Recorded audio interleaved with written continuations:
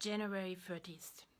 If you ever wondered, no, I never end up talking about what I thought I would in the morning. Today I considered to talk about the psychology behind why power corrupts until I read a study about activity levels and dog ownership. Researchers in Perth found higher activity levels among children with pet dogs, a find that might help in the fight against child obesity. They also discovered that movement increased when families acquired a dog and decreased when they lost one. My first reaction was, duh. Everyone knows that you have to walk a dog. It will also demand to be entertained, far more so than a cat. My second reaction was, I doubt that the find will lead to less child obesity. Child obesity is higher in low-income families because they can afford only highly processed food, which contains tons of fattening additives. The last thing these families need is another mouth to feed, and dogs aren't cheap in the upkeep. My third reaction was a question. Does living with a dog lead to longer periods of consciousness? The other day I talked about how our window of consciousness is open for approximately 7 seconds while we run on autopilot most of the time, with the exception of time spent in dialogue. Again, dogs demand our attention and we talk to them a lot.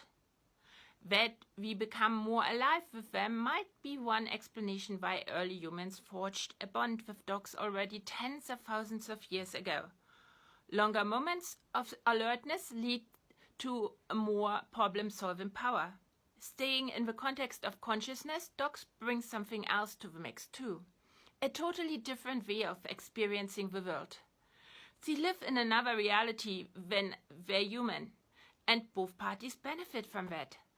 That again leads me to the fact that humans for the longest time had a habit of not only surrounding themselves with eccentrics, but treating them well and often in special ways in their life and death.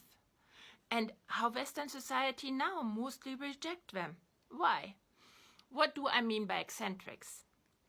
I think of the anchorages of medieval times who lived in cubicles they could never leave, connected to the outside world only through small windows through which they were supplied. But also the Noor in pre-colonial Sudan, I think, had a bodily disabled or neurodiverse or mentally ill person or 2 or 3 in about every village.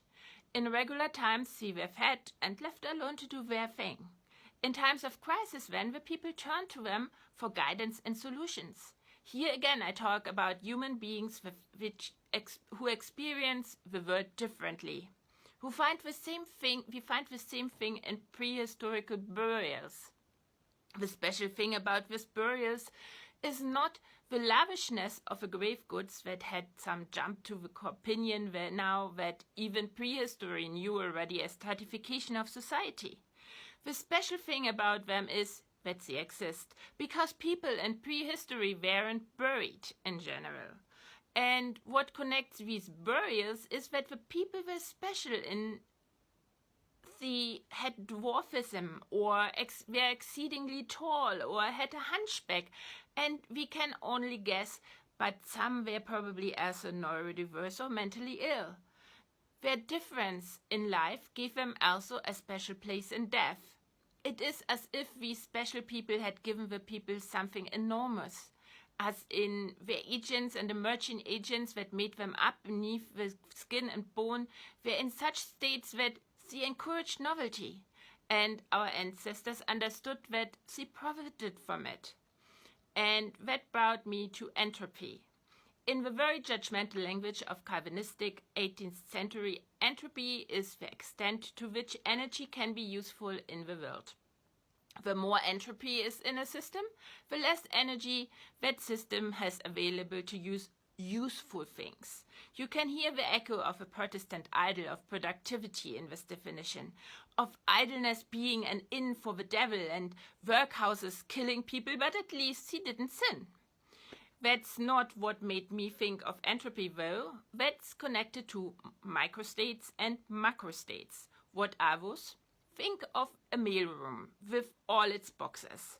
Letters arrive and are sorted into the boxes by the clerk.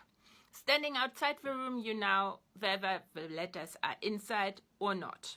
That's the macrostate. Now, inside the room, the clerk, who is a bit of a dervish, is constantly arranging and rearranging the letters. Every arrangement is one microstate. If the inside of a room stays constant, no boxes or letters are added or removed. Entropy is the total number of possible microstates. If there's only one box, all the letters will always be in this one box. No energy is wasted by the clerk to move them around. The clerk can do useful stuff for other rooms, and that equals low entropy. Now, if there are thousands of boxes and thousands of letters, the clerk is whizzing around to create a ridiculous number of possible constellations. Is busy all the time, has no second to spare for the outside work, and that is high entropy.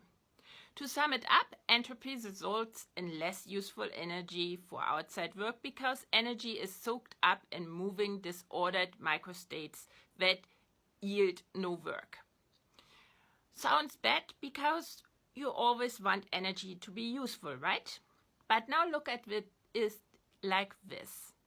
The microstate is the person you look at from the outside, and the macrostate is the person you look at from the outside, and the microstate are all the constellations in which the agents and emerging agents of a person's mind can talk about information to each other, also known as thinking. More entropy means more constellations, leads to more disorder, and uncertainty leads to more fluctuation, more chances of new ideas.